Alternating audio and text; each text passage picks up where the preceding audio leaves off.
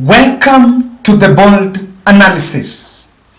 William Samoei Ruto urgently summoned 200 members of parliament, parliamentarians and senators in the national and leaders, even MCAs and governors and other speakers, in the national today in State House morning, hours before holding the joint press briefing with the visiting Czech Republic Prime Minister. This meeting actually lasted for nearly 1 hour, and it was only brief. On what I've really taken interest in the way invites were done.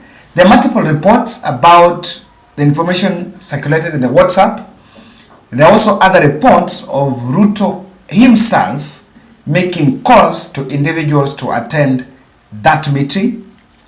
And remember, that meeting has happened in a specific context, because today the senators were expected to debate Kawira Mwanga's impeachment, and that motion, as of the time I was shooting this video, is actually going on. So the big question is on the objective of that meeting. Of course, contrary to the past meetings where people are told about gadgets, that was not highly controlled, or rather communication was not highly controlled. But the parliamentary leadership spoke, of the UDA party spoke, amongst others.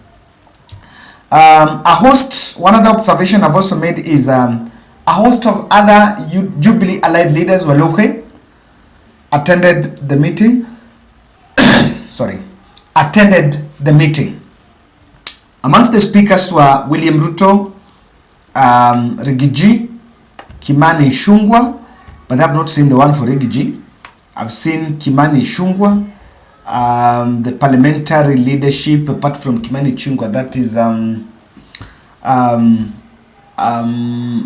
Gladys Boss-Sholei, amongst others who attended the State House meeting. Now, that meeting was convened urgently for some specific reasons. But before we look at that, because we've been trying to speak to some few individuals behind the scenes of what exactly were there, this is what President Ruto has shared. Parliament provides legal foundation for the change required to realize our development agenda. The National Assembly and the Senate have enacted definitive laws for the future of our country, including the Finance Act, 4 laws that will anchor the Universal Health Coverage Program, amendments on the Privatization Act, amongst others.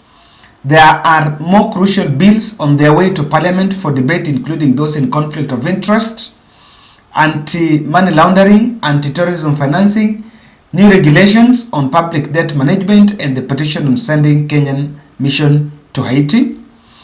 They hosted more than 200 members of Kenya Kwanza Parliamentary Group meeting at State House, accompanied by Deputy President Rigathi Gachagua, Majority Leader both in the Senate and the National Assembly. The forum also discussed something on the CDF. This is what has been said.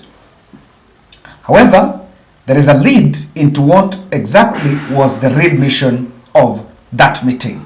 Kindly subscribe to our channel, click the notification bell, and like our video. That meeting was actually called after a failed NDC on 2nd November. There was a meeting that was supposed to be done 2nd November. That was last week.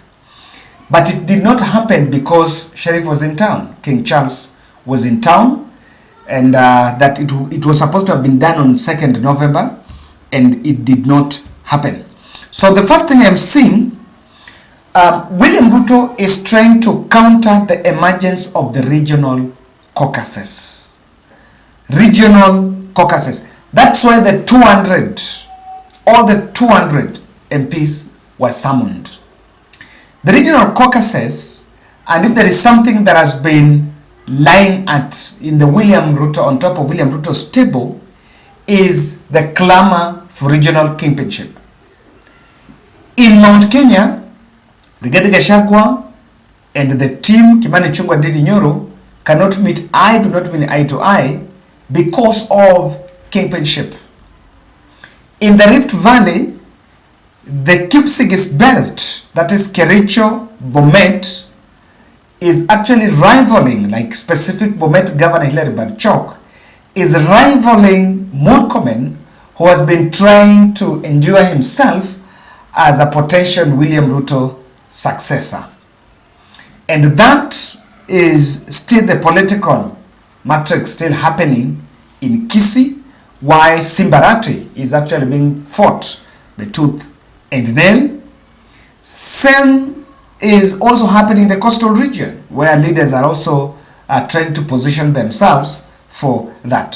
So William Ruto has realized that these caucuses are emerging, and urgently, when people emerge on caucuses, remember there was a Mombasa meeting of Mombasa caucus met and pushed against the privatization of Mombasa Port.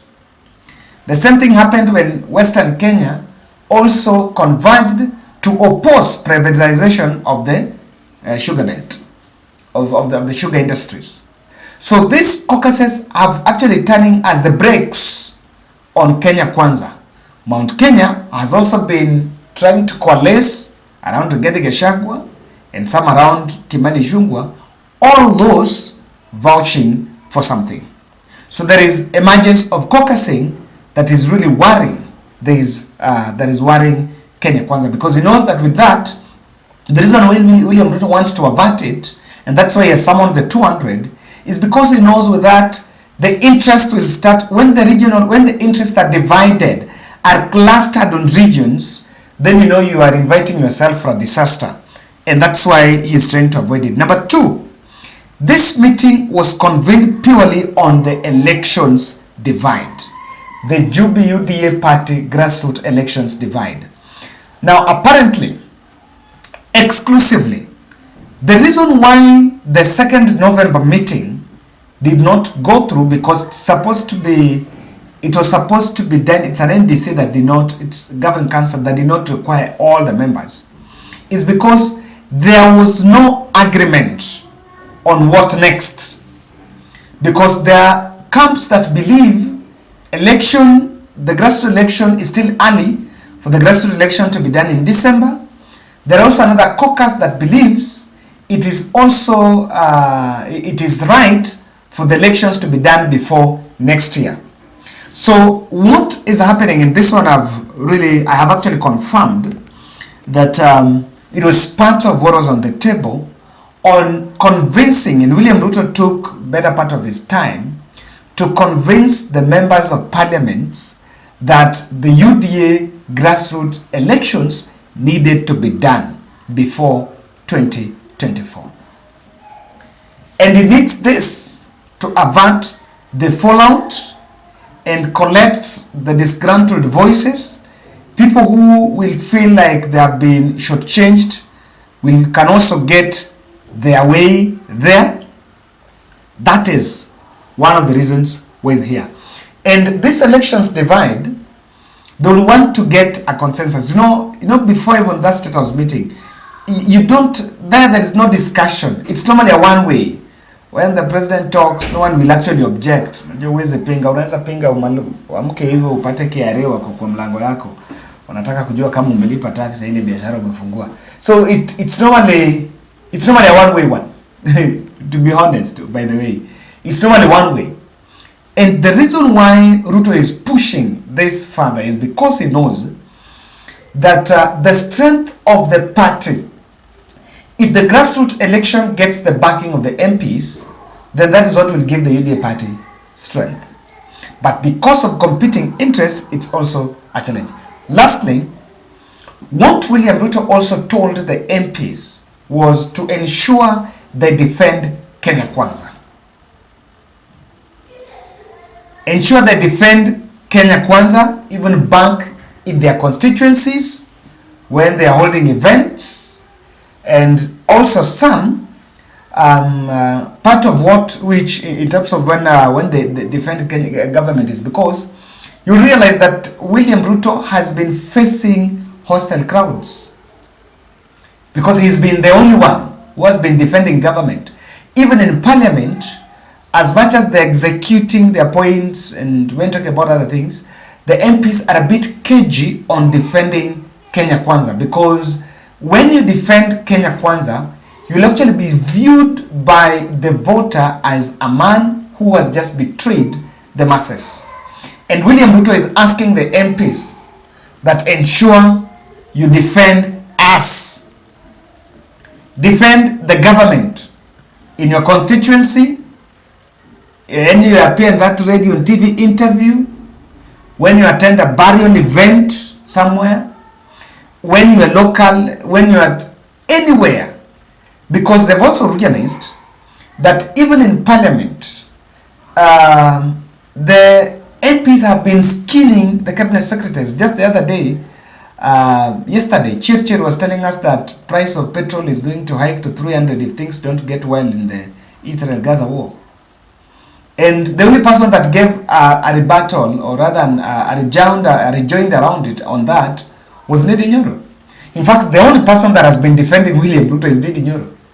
So there is a bit of hostility that is going on, and William Ruto wants these MPs, even those who want resources, for them to defend Kenya Kwanza government because it's losing its image. Lastly, this could also be linked to the current impeachment, the spree of impeachment happening in the country. Yes, there have been a bit of those impeachments. We have Meru, there was one for Murang'a, Kiambu, and other regions. I want to believe that will still be part of the legislative agenda. But key on William Ruto's diary on those three: regional caucusing, defend Kenya Kwanza, and let's allow elections happen in December. Thank you. Let's meet in the next.